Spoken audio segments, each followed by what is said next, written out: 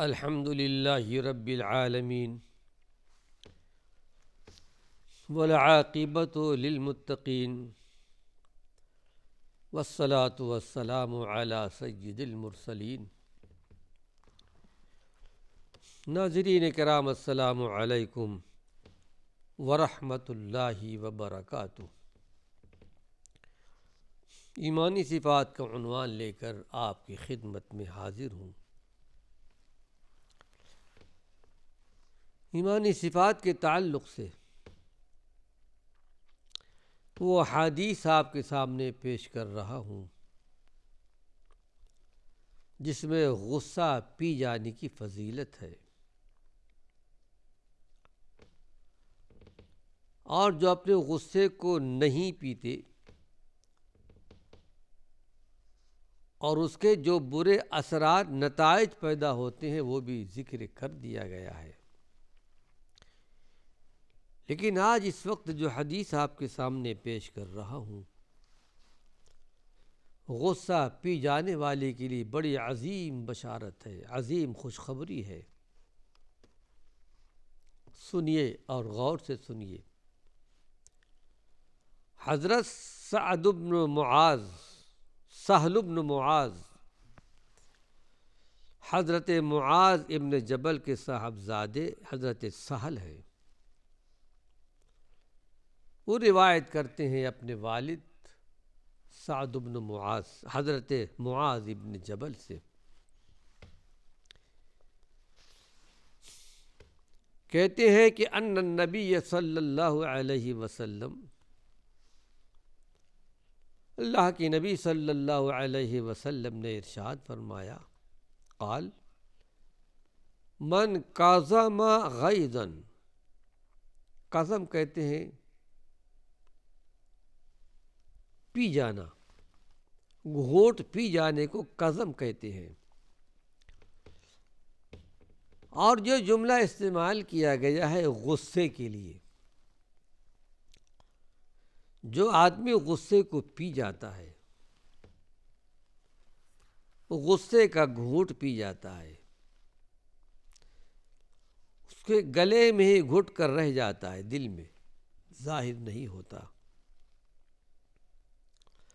وَهُوَ يَقْدِرُ عَلَىٰ أَن يُنَفِّذَهُ، لیکن جس کو غصہ آ گیا ہے کسی وجہ سے، کوئی آدمی خواہ مخواہ کے لیے گالیاں دے رہا ہے، برا بھلا کہہ رہا ہے، باتیں سنا رہا ہے، لیکن یہ آدمی غصے کو پی جاتا ہے، پھر اس کو موقع بھی ایسا آتا ہے اپنے غصے کا انتقام لے لے، غصے کا بدلہ لے لے، غصے کو نافذ کر دے، یعنی اپنے غصے کے انتقام لینے کا اسے وقت آ گیا ہے، غصہ لے سکتا ہے، غصہ لینے پر قادر ہے، لیکن اس کے باوجود بھی وہ غصے کے تعلق سے وہ اس سے بدلہ نہیں لیتا، جبکہ بدلہ لے سکتا ہے لیکن صبر کر لیتا ہے۔ اس کی کتنی بڑی فضیلت ہے، غصے کو پی جانے والے کے لیے اور غصے کا انتقام لینے پر قادر بھی ہے، لیکن وہ انتقام نہیں لیتا، بدلہ نہیں لیتا۔ دعاہ اللہ علی رؤوس الخلائق یوم القیامہ، پروردگار عالم کل حشر کے میدان میں، قیامت کے میدان میں اس کو ساری مخلوق، تمام اولین و آخرین، آدم علیہ السلام سے لے کر آخری دنیا تک جتنی بھی انسان ہے سب کے سامنے اس کو بلائے گا، اس کی فضیلت کو بتانے کے لیے۔ دیکھو میرے بندے کی یہ فضیلت ہے، اس میرے بندے کے اندر یہ ایمانی صفات موجود تھے۔ پروردگار عالم ساری مخلوق کے سامنے اس کو بلائے گا، تعارف کروائے گا کہ یہ میرا بندہ غصہ پی گیا تھا، غصے کا گھونٹ پی گیا تھا، بدلہ لینے کا، انتقام لینے کا وقت بھی آیا، لیکن نہ بدلہ لیا نہ انتقام لیا۔ اللہ رب العالمین ساری مخلوق کے سامنے کہے گا، آئے میرے بندے، یخیرہ فی ای الحور شاء، کہ میرے بندے یہ حوران جنت ہے، جنت کی حوران جنت ہے، ان میں سے جس کے چاہے تو انتخاب کر لے، پسند کر لے۔ یہ درجہ، یہ مقام اللہ رب العالمین اس بندہ مومن کو عطا فرمائے گا جو غصے کو پی جاتے ہیں، قادر ہونے پر بھی انتقام اور بدلہ نہیں لیتے۔ ناظرین کرام، تجربہ شاہد ہے اس بات پر، غصے کی جب شدت آتی ہے، آدمی کے دل میں انتہائی خواہش پیدا ہوتی ہے کہ غصے کے وقت اپنے غصے کے تقاضے کو پورا کر لے، اپنے لیے اور بندے مومن قدرت کے باوجود میں اللہ کی رضا کے لیے اپنے دل کی انتہائی خواہش کو دنیا میں قربان کر دیتا ہے۔ انتہائی خواہش ہوتی ہے کہ اپنے غصے کا بدلہ لے لوں، انتقام لے لوں، لیکن اس انتقام کے بدلے کو قربانی دے دیتا ہے اللہ کے لیے۔ پروردگار عالم کل حشر کے میدان میں، آخرت کے میدان میں اس کو بلائے گا اس شکل میں ساری مخلوق کے سامنے کہ یہ حوران جنت ہے، جسے چاہے تو انتخاب کر لے۔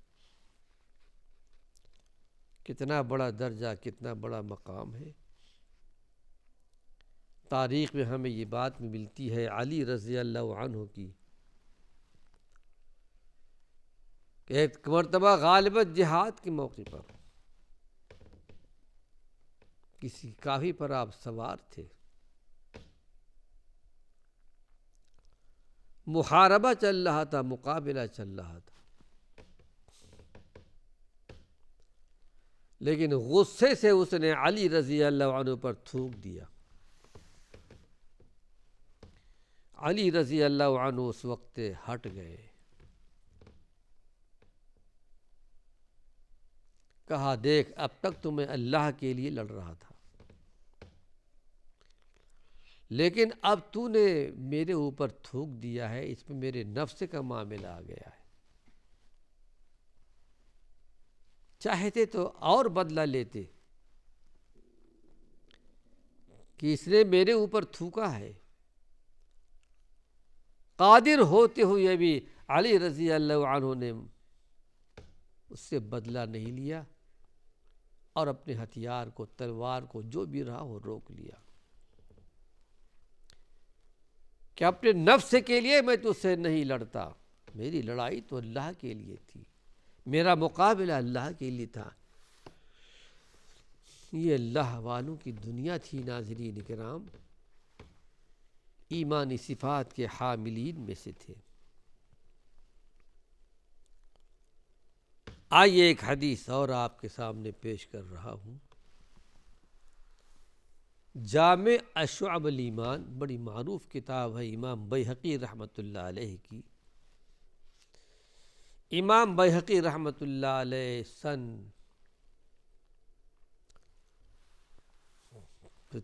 4 میں پیدا ہوئے تھے، سن 5ویں ہجری میں آپ کا انتقال ہوا ہے، بڑے پرانے، آج سے 1000 سال پہلے۔ ایک عظیم محدث کے حیثیت سے ابھرے تھے امام بیہقی رحمۃ اللہ علیہ۔ ان کی معروف کتاب سنن الکبریٰ کے نام سے، جو بیہقی کے نام سے مشہور ہے، 10 جلدوں کے اندر ہے۔ ان کی ایک معروف کتاب شعب الایمان بھی ہے جو 14 جلدوں کے اندر ہے.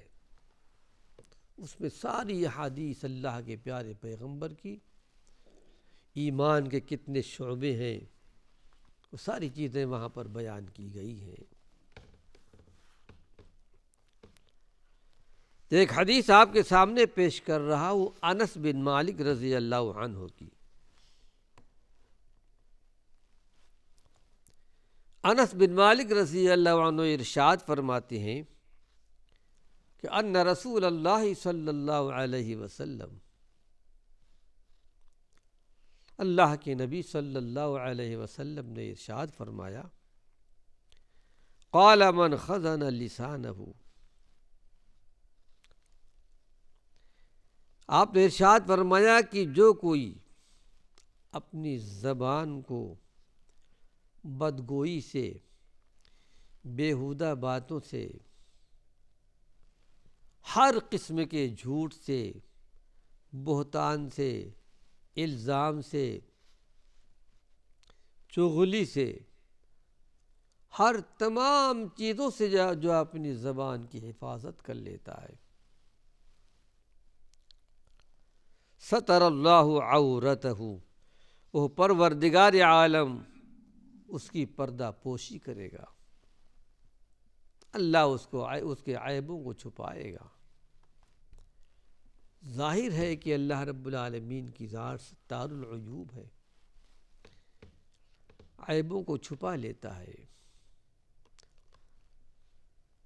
اور وہ چاہتا ہے کہ میرے بندوں کے اندر بھی کی صفت آ جائے جو صفت اللہ کی ہے. وہاں کس کو آ سکتی ہے؟ لیکن یہ حکم اللہ نے اپنے بندوں کو دیا ہے کہ میرے بندوں اپنے بھائیوں کی، لوگوں کی ستر پوشی کرو، یعنی عیبوں کو چھپا لو. یہ اللہ کے نزدیک بہت پسندیدہ ہے. جیسا کہ حدیث شریف میں آتا ہے کہ من ستر مسلمن سترہ اللہ یوم القیامہ، جو اپنے کسی مومن بھائی کے عیبوں کو چھپا لیتا ہے، کسی سے بیان نہیں کرتا، کل حشر کے میدان میں، قیامت کے میدان میں اللہ اس کے عیبوں کو چھپائے گا. عمر بن خطاب رضی اللہ عنہ نے ایک مرتبہ رات میں گشت لگاتے ہوئے دیوار کی طرف سے چھلانگ لگا کر کے چلے گئے تھے. ایک بوڑھا آدمی اس کے عیب کو دیکھ لیا تھا، کچھ شراب پی رہے تھے، لونی گانا گا رہی تھی، لیکن عمر ابن خطاب رضی اللہ عنہ نے نصیحت ضرور کی اور نصیحت کارگر کر گئی. اس کے بعد اس بوڑھے آدمی نے اس کا ارتکاب نہیں کیا، لیکن عمر ابن خطاب نے کسی سے نہیں بتایا. ایک مرتبہ ملاقات ہونے کے بعد بتایا کہ جو چیز میں نے دیکھی ہے میں نے کسی سے نہیں بتایا. اس کی بڑی فضیلت ہے، بڑا مقام ہے، بڑا درجہ ہے. اس حدیث میں یہ بات بتائی گئی کہ جو اپنی زبان کی حفاظت کر لیتا ہے،